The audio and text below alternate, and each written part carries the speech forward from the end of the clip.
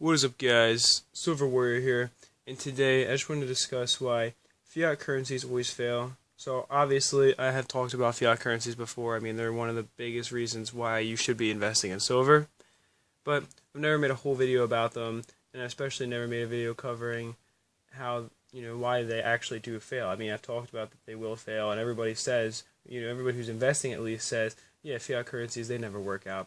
But what are some of the key reasons why fiat currencies fail? That's what you really have to ask yourself, and I will try to explain them as best as I can in this video. So, the first big thing is that, alright, let me just go over what I guess a fiat currency is and what its purpose is. So, a fiat currency on paper does look really good. I mean, for one, it seems like, well, the government, or I guess in this case the United States Federal Reserve, can produce as much currency as they want, or as much currency as they need, to meet the demand of currency as the population grows and more commerce is going on. We could just continue to expand the currency at whatever rate we want, and we don't have to have anything of value backing it. So everything that we have that's valuable, we can simply use for exporting and importing and making money off of that, like silver and gold. We don't have to have a certain amount of it to have a currency.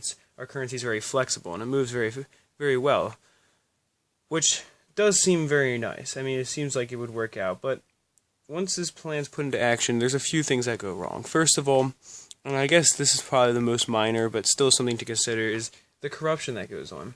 Not everybody who's working in the government is there for the benefit of the country. Some people do exploit the system to make money for themselves at the expense of the common person.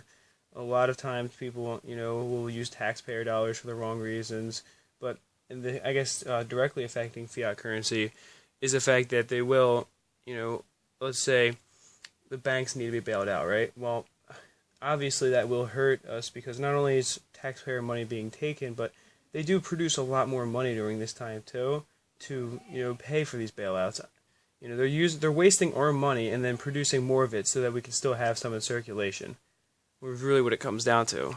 And like I said, it's just a small thing, but definitely something to consider when you look at the grand scheme of things. There is at least a little bit of corruption going on in our government, but there's many bigger reasons.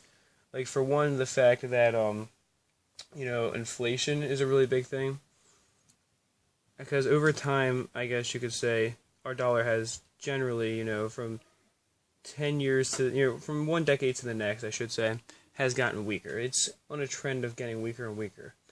And therefore, obviously over time, if you've been saving for 40 or 50 years, you've lost a lot of your money. Because as hard as it was to earn $10 in 1970, it's that difficult to earn, let's say, $50 today, or around that. You could earn $50 today with the same amount of effort that you could earn $10 back in 1970. So really, it is a slow robbery, and of course, not everybody sees it, not everybody realizes, because most people don't live long enough to have really seen the effects of inflation and how devastating they could be. But some people, can remember back to their childhood where things were much, much cheaper, but they don't really think about, I guess, the fact that how it really affects the country, because as the fiat dollar is inflated, it doesn't just hurt the people of the country, but it hurts everybody in the world, because every dollar that's put out there, it doesn't just weaken every other US dollar, but it weakens every other dollar in the world because of the fact that there's more total dollars in circulation. There's more currency in total circulation. And I believe the estimated number of, if you took every single dollar and every single currency and put it together, both digital and physical, I believe it's around $500 trillion of currency, or 500 trillion US dollars, I should say, equivalent of currency just floating around. So think about it. I mean, if the US produces 10 million dollars more than they would have normally, that's 10 million more dollars than there should be on the market. And when you think about that, it seems like a small effect, but it definitely adds up, because I mean, we ourselves have I believe like $13.7 trillion in circulation or something like that in the United States alone. So that is a big part of it when you consider simply how much, I guess, currency total there is, because every US dollar can be exchanged with every other foreign currency. So it is weakening the world's currency supply, and that hurts every nation, especially smaller nations that, can't really afford to deal with the inflation that's going on, because they're already in high poverty. So something to consider there, and definitely inflation is a big thing that hurts people, and it basically causes more poverty. And people, I guess some people certainly do realize this and want to move to real assets, which in terms of, I guess, we're just looking at everything, it can hurt the dollar when people start to move into silver and gold and things like that, simply due to the fact that there's less people trusting the dollar, so less people are willing to, save only money, and therefore, if they're spending all their money, then, that is a good thing. People are spending their money, but if they're not willing to hold any money and simply only willing to hold real assets, then that certainly does hurt the dollar because it hurts the trust of it. But anyway, inflation definitely is a big thing that causes the fiat dollar to fail over time. And if you look at every nation that's ever existed on a fiat currency, it has failed. Every time nations switch over to fiat currencies, their economies start to plummet. Of course that's not the only thing that goes on usually, but it is a big part of it because it simply is impossible to survive on a currency that has no real value. As you know, the currency over time is going to weaken.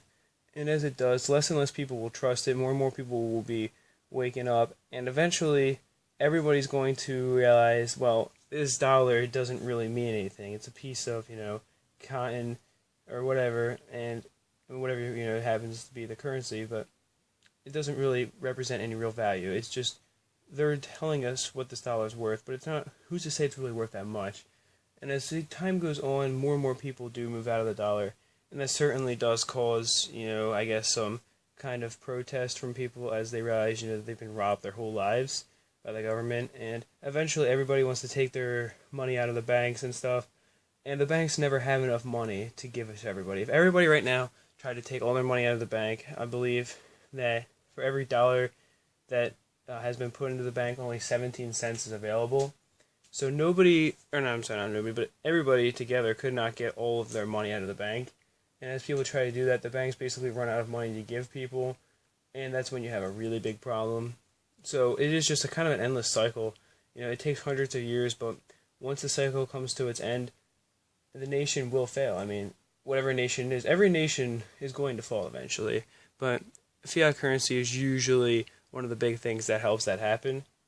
And it does take, like I said, it takes hundreds of years, but the death is very slow at first, but then in a few years, the nation could go from good standing to completely collapsed, just simply because of the fact that everything just starts happening so quickly, as the dollar becomes weak. And it can only take one big global event to trigger it, and the dollar could just become completely valueless in a few years. Look at Zimbabwe. Look how fast their currency plummeted. It didn't take that long for it to happen at all, really, if you think about it. And their currency is not like it was super weak before. That even it used to be stronger than the U.S. dollar.